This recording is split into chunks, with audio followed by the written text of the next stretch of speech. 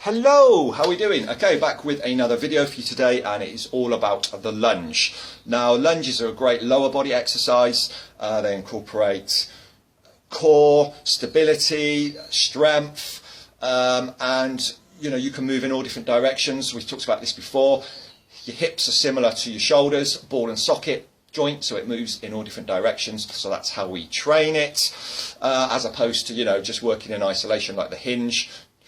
Or just working individual body parts. That's for the bodybuilders. Now, if you want to do that, that's fine. You'll get big, you'll get strong, but you may find that you'll have imbalances, aches and pains, all this kind of stuff. And for us, it's just about, my guys, they just want to build a strong, pain-free body and fast without hours in the gym.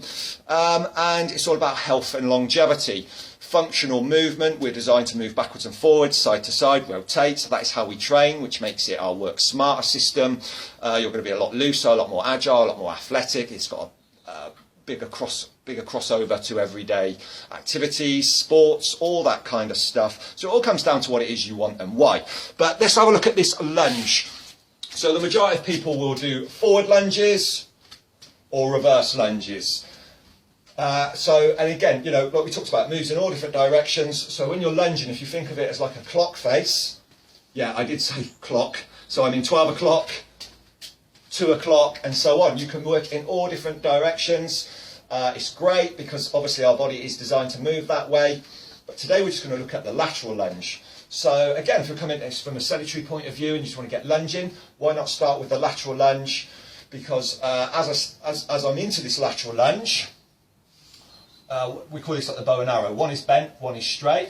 I've got this stretch in my inner thigh, my adductors. Now, if you're sedentary or if you're doing a lot of training and you're not doing any mobility, we've talked about this before.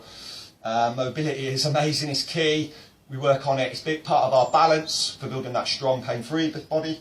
I can feel that stretch. So not only am I moving laterally, which is what I'm designed to do, what we're all designed to do. All sports, tennis, all this kind of stuff, there's an element of that lateral movement.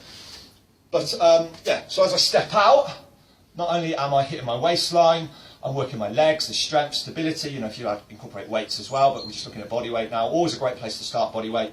I've also got that stretch there as well.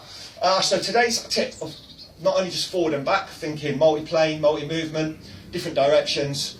When we do this lateral one, what a lot of people tend to do is as they step, because they've got this tightness, they push out from the knee and they push out laterally, and they're kind of taking that stretch out. So I'm exaggerating it again, but if you think about stepping, keeping the weight on the heel, keeping the knee in line with the toe, and I've got a hinge going on. We talked about hinge squats before. So I'm not pushing out to find that stretch, I'm just pushing my glutes, which is my butt, backwards, and my chin forward, and I can feel that stretch. 1, 2. 1, 2.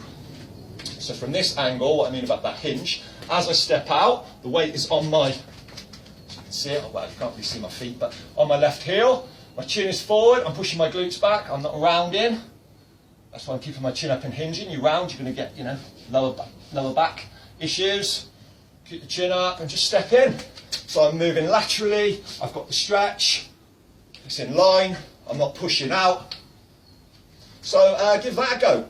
Now, if you incorporate weights as well, you've got that element of stability. Obviously, these are only light ones.